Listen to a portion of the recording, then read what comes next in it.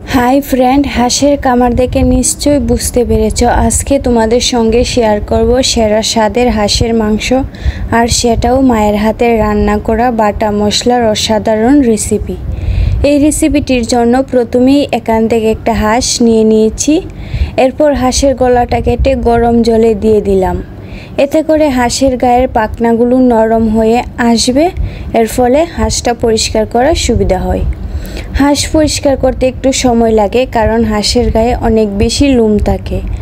হাঁস পরিষ্কার করার পর অবশ্যই এভাবে হাঁসটাকে আগুন দিয়ে একটু পুড়িয়ে নেবে, এতে করে হাঁসের গায়ে ছোটো লোমগুলো একেবারে পুড়ে যাবে।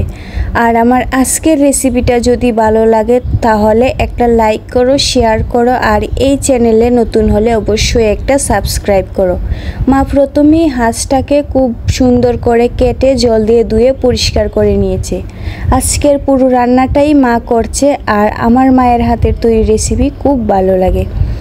এরপর এর সাথে দিয়ে দিল পরিমাণ মতো লবণ, সামান্য পরিমাণে হলুদ, জিরা, রসুন বাটা, শুকনো লঙ্কা এবং কাঁচা লঙ্কা বাটা। এখন মশলাগুলো ভালোভাবে মাংসের সঙ্গে মিশিয়ে 10 মিনিটের জন্য রেখে দিলাম। এভাবে হাঁস রান্না করলে হাঁসের মধ্যে যে একটা বাজে স্মেল থাকে সেটা দূর হয়ে যাবে। তোমরা অনেকেই আছো যারা এই স্মেলটার জন্য হাঁসের মাংস পছন্দ করো না। এবারে চুলায় একটা কড়াই বসিয়ে এর মধ্যে দিয়ে দিলাম পরিমাণ মতো তেল, তেজপাতা এবং আগে থেকে কেটে রাখা পেঁয়াজ কুচি। এবারে মিডিয়াম ফ্লেমে 4 থেকে 5 মিনিট পেঁয়াজ ভেজে নেব। পেঁয়াজ ব্রাউন কালার হলে এর মধ্যে ঢেলে দিলাম হাঁসের মাংস।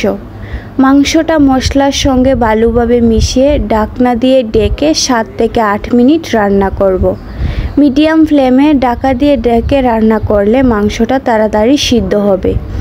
আমি এখানে আদা বাটা পরে দিলাম, তোমরা চাইলে প্রথমেই দিতে পারো। মাংসটা কষানো হয়ে গিয়েছে, এবারে এর মধ্যে ঢেলে দেব জল। আমি এখানে আগে থেকে জলটা ফুটিয়ে নিয়েছিলাম, আর জলটা হলুদ কালার, কারণ এই জলে আমি আগে আলু সিদ্ধ করেছিলাম। এখন ঢাকা দিয়ে ডেকে আবার 5 থেকে 6 মিনিট রান্না করব। 5 থেকে 6 মিনিট পর ঢাকনা খুলে এর মধ্যে ঢেলে দিলাম আগে থেকে সিদ্ধ করে ভেজে রাখা আলু এবং গরম মশলা। মাংসের সঙ্গে আলু আর গরম মশলাটা ভালো করে মিশিয়ে আরও 5 মিনিট কুক করব। তোমরা বাড়িতে আমার রেসিপিটি ফলো করে একবার হলেও বানাও। আশা করি তোমাদের রেসিপিটাও আমার মায়ের মতো ভালো হবে। আর কমেন্টে অবশ্যই জানাও আজকের রেসিপিটা তোমাদের কেমন লেগেছে। এবারে চুলা অফ করে তরকারিটা নামিয়ে নেব। দেখো কালারটা কি সুন্দর এসেছে।